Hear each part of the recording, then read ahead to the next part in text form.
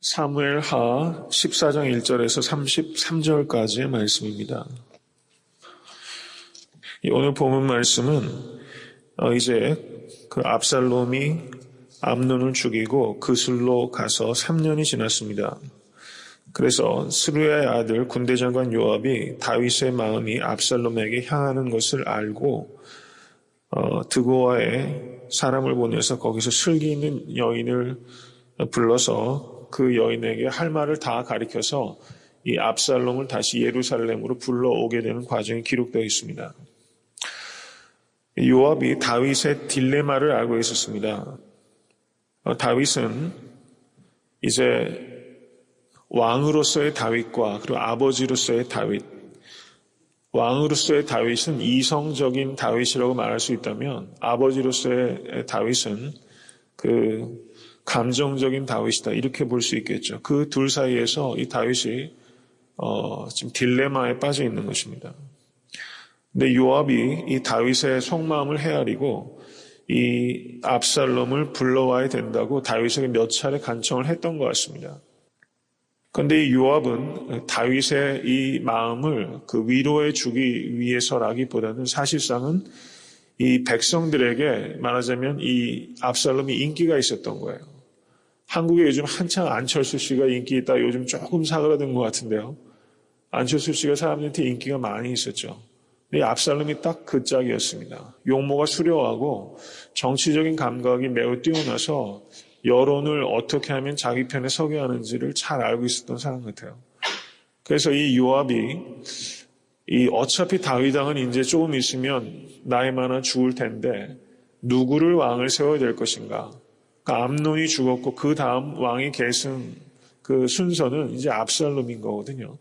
그리고 그 외의 왕자는 아직은 눈에 띄는 사람이 없는 겁니다.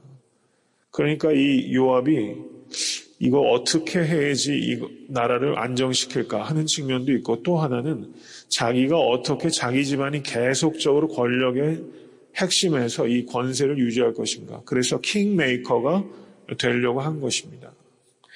한국에서도 대선이 있으면 늘 킹메이커가 있지 않습니까? 옛날에 뭐 김윤환 씨 같은 사람이 킹메이커라고 그랬는데 지금 요압이 딱 그 역할을 하려고 하는 겁니다.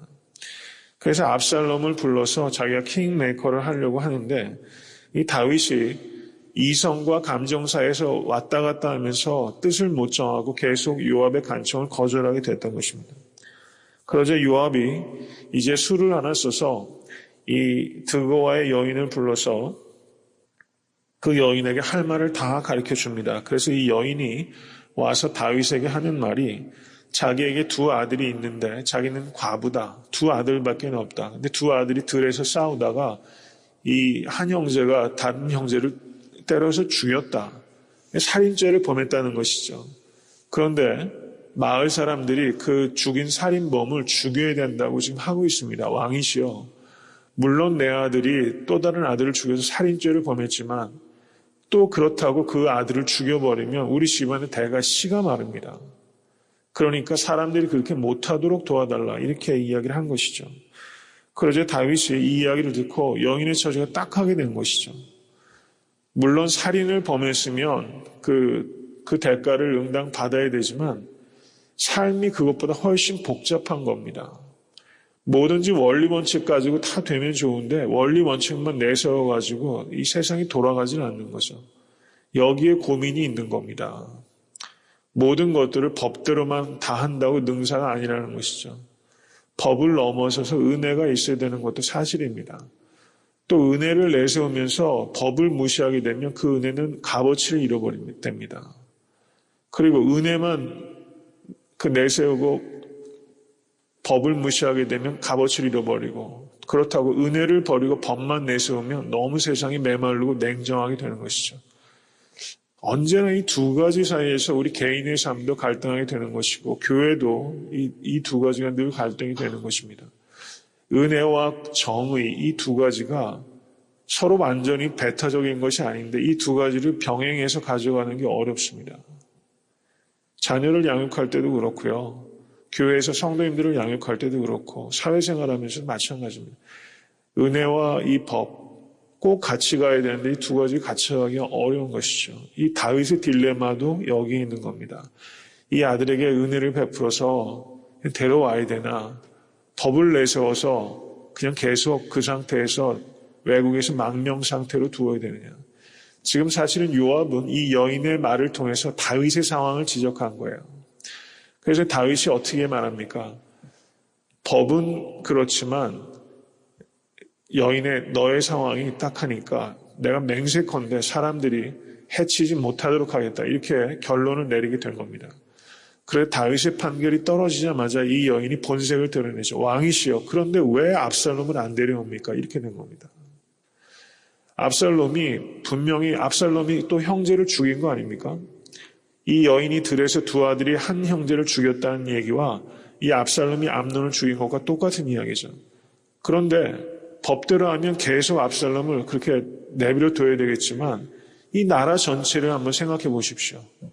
나라의 이 왕위를 계승해야 되는데 압살롬을 그렇게까지 내버려 두게 되면 이 나라가 도대체 어떻게 됩니까? 그리고 그 왕자를 데려와서 이 왕조를 안정시키고 나라를 안정시켜야 되지 않겠습니까? 그러니까 법만 내세우는 것은 충분하지 않습니다. 왕이시여, 왕도 압살롬을 데려와야 됩니다. 결국 그렇게 된 겁니다. 그러자 이때 다윗이 깨달은 거예요. 여자보고 묻습니다. 도대체 누가 너에게 그걸 말하도록 했느냐? 요압이냐? 이렇게 묻게 되는 것이죠. 왜냐하면 요압이 계속 그런 이야기를 했기 때문이죠. 그래서 다윗이 결국에는 마음을 정하게 돼서 압살롬을 다시 귀환을 시키게 됩니다. 여기서 우리가 생각해야 되는 것은 이것이 결국은 잘못된 결정이었다는 거예요. 압살롬을 데려오는 게 잘못된 결정이었습니다.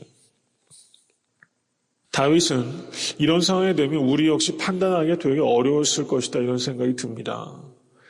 그러면 이런 문제를 다윗이 늘 하나님께 묻던 사람인데 기도해야 되는데 여기에 보면은 다윗이 하나님께 묻지를 않습니다. 그리고 나단 선지자에게도 물었어야 되는데 자기가 딜레마에 빠졌으면 그것을 계속 기도하면서 이 문제를 하나님의 뜻을 구해야 되는데 결과적으로는 본인이 판단에 따라서 그리고 자기가 그런 판결을 이 여인에게 내렸기 때문에 거기에 올무에 매어서 결국 함정에 빠진 거죠, 다윗이. 그러면 차라리 여기에서 그 문제와 이 문제는 별개의 문제다. 조금 체면이 깎이더라도 압살롬은 데려올 수 없다. 데려오면 오히려 왕조가 위기에 빠지게 된다. 결과적으로는 그렇게 됐죠. 압살롬이 반역을 했으니까요. 왕조가 안정된 것이 아니라 나라가 결국 발칵 뒤집힌 겁니다. 그리고 아들이 아버지를 향해서 반역을 하게 되는 패륜을 또 저지르게 되는 것이죠. 결과적으로는요, 이게 아주 패착이었어요. 그 다윗이 여기에서 자기가 그렇게 판결을 내렸어도 이 문제에 대해서 좀 더 신중하게 접근하고 그리고 판단이 안 서면 기도하고 나단 선지자에게 물어서 압살롬을 데려오지 말았어야 됐습니다. 그래야지 압살롬도 살고 나라도 사는 길인데 결과적으로는 이 다윗이 여기서 굉장히 패착을 두게 되는 것이죠.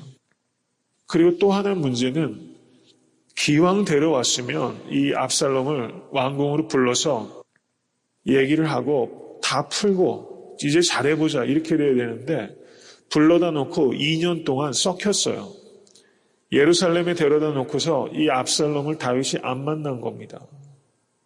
그러니까 불러온 사람도 아버지한테 고마운 마음이 사그러드는 거죠. 원한이 더 쌓이는 겁니다. 그리고 요압이 이 압살롬을 데려왔을 때는 이 압살롬을 킹으로 만들겠다는 킹메이커가 되려고 했는데 요압이 데려온 것은 사실 나라 전체를 생각했다기보다 자신의 권세를 생각한 겁니다. 근데 가만히 압살롬을 데려다 놓고 보니까 압살롬 왕 세워봤자 자기한테 떨어질 떡고물이 없는 거예요. 그러니까 요압이 압살롬을 데려다 놓고도 이 압살롬이 요압을 만나자고 계속 사람을 보내는데도 요압이 거절하고 만나주지는 않습니다. 그러자 이 압살롬이 어떻게 합니까? 요압의 밭에 불을 질러버렸어요. 그러니까 요압이 화가 나가지고 압살롬한테 갔죠. 그때 압살롬이 얘기를 하는 겁니다. 왜 도대체 날 만나주지 않느냐? 내가 차라리 그술 땅에 있었던 게 낫다. 날 뭐더러 불렀느냐? 내가 왕을 만날 수 있도록 주선해 달라. 내가 죄가 있으면 그 앞에서 죽겠다. 이렇게 말하고 있어요. 내가 죄가 있으면. 그러니까 압살롬은요, 그 형 암논을 죽인 것에 대해서도 자기가 죄졌다고 생각 안 하는 겁니다. 나는 마땅히 죽일 만한 놈 죽였다. 그렇게 생각하는 거예요. 그 내 누이를 겁탈하지 않았느냐. 그런데 그것을 살인으로 갚았거든요. 이에는 이, 눈에는 눈 정도가 아니라 이 하나 부러뜨린 걸 아예 사람을 죽여버리는 걸로 과도하게 복수했거든요. 그런데도 불구하고 자기가 잘했다고 생각하는 겁니다. 그리고 아버지가 벌을 주지 않아서 아버지에 대한 원망이 있었던 거예요. 3년 동안 반성하고 회개하기는커녕 이를 갈고 있다가 이제 예루살렘에 들어와서 또 아버지 다윗이 만나주지 않으니까 더 분노가 쌓여서 사람이 이렇게 자기 편한 대로 생각을 하는 겁니다. 다 자기 시각에서만 판단해서 원한을 쌓고 그래서 결과적으로 이 압살롬이 이 다윗의 이 잘못은 데려오지 말았어야 될 압살롬을 데려온 것이고 또 데려온 것을 예루살렘에 두면서도 만나지 않았어요. 근데 지금 이 상황 자체가 세자가 결정이 안 된 상태입니다. 왕은 나이가 들어가고 세자는 결정이 안 돼 있었어요. 사람은 이 압살롬을 좋아합니다. 용모가 좋고 그러니까 안철수 대통령 만들어야 된다고 사람들 난리치는 것처럼 백성들은 압살롬을 또 왕을 세워야 된다고 하는 거예요. 상황이 자꾸 꼬여요. 그러니까 다윗의 문제는 애매하게 처신한 겁니다. 아예 데려오지 말았어야 되는 데려왔으면 이 압살롬하고 정확하게 관계를 설정해서 해야 되는데 애매하게 다루기 어려운 문제라고 그냥 내버려 둔 거예요. 하기 어려운 말을 안 함으로 말미암아서 문제가 복잡하고 꼬여질 수 있지 않습니까? 여기 다윗이 딱 그 짝이 난 거예요. 우유부단하게 처신한 겁니다. 그러니까 이 압살롬은 어떻습니까? 굉장히 권력력이 많은 아들이지 않습니까? 계속 사람들의 여론을 자신한테로 끌어당겨서 반역을 할 수 있는 힘을 만듭니다. 그리고 이제 15장에 가면 반역을 하게 되는 거죠. 이런 여러 가지 복잡한 상황들이 지금 여기서 벌어지고 있다는 사실입니다. 이것을 보면서 오늘 우리가 생각해야 되는 것은 바른 판단을 하기가 너무 어렵다라는 사실입니다. 압살롬을 성도님들 같으면 데려오시겠어요? 안 데려오시겠어요? 용서를 해야 됩니까? 아니면 징계를 해야 됩니까? 이게 판단하기 어려운 거예요. 여론을 우리가 잘 들어야 됩니다. 이명박 대통령이 여론을 수렴하지 않는다고 해서 소통이 약하다는 말을 자꾸 사람들이 해요. 실제가 그런지 아니면 그것도 사람들이 이렇게 거기 덧붙이는 건지 그건 각자 판단을 몫이라고 생각이 되는데요. 여론과 소통을 하는 것, 못하는 것도 문제인데 여론에 끌려다니는 것도 문제거든요. 이 다윗이 여론이 아무리 압살롬 해도 압살롬 데려오지 말았어야 됐습니다. 결과적으로는 아무 도움이 안 됐어요. 그러니까 이 여론과 때때로는 우리가 맞서야 되는 때가 있는 거거든요. 아무리 다른 사람이 얘기를 해도 아닌 건 아닌 것이다. 얘기해야 되는데 그거 판단하기 너무 어려운 겁니다. 아닌 걸 아니라고 해도 사람들이 어떻습니까? 소통 안 한다고 또 욕하거든요. 그렇죠? 그리고 또 참 이게 판단하기 어려운 것 같아요. 모든 사람의 입맛에 맞게 처신 못합니다. 그러니까 결과적으로는 여론을 쫓아갈 것이 아니라 하나님의 뜻을 분별해서 쫓아가야 된다는 거죠. 근데 그러는 것이 너무 어렵다는 거죠. 그 책임감과 또 사람들의 비난을 시달려야 되는 겁니다. 그래서 이 중심이 확고하지 않으면요, 여론에 휘둘리기 십상이라는 거죠. 그 다음에 다윗의 문제가 미온적이었다는 겁니다. 미온적. 이도저도 아닌 애매한 상태로 그냥 시간을 보내는 것. 이것이 결국엔 누구한테도 유익하지 않다는 겁니다. 그래서 우리가 결정을 정확하게 내려야 될 때 하기 어려운 말을 또 하는 일들, 이런 일들이 있어서 말씀과 성령 가운데서 분명하게 하나님의 뜻이 있다면 그냥 미적거리는 것이 문제 해결이 아니라는 것이죠. 이 다윗이 여기에서 좀 그런 모습을 보여요. 나이가 들어가고 또 육신도 약해지고 하는 여러 가지 일들이 있다 보니까 또 자식들이 죽고 겁탈당하고 이런 상황들 속에서 많이 약해져서 이 다윗이 판단력이 흐려지고 결단력이 좀 약해지는 매우 인간 다윗을 우리가 좀 보게 되는 것 같아요. 이런 모습을 보면서 우리가 한번 우리의 삶을 한번 겸손하게 되돌아볼 수 있게 되기를 바라고, 네, 한번 또 우리가 이 아침에 또 지혜를 얻을 수 있게 되길 간절히 바랍니다.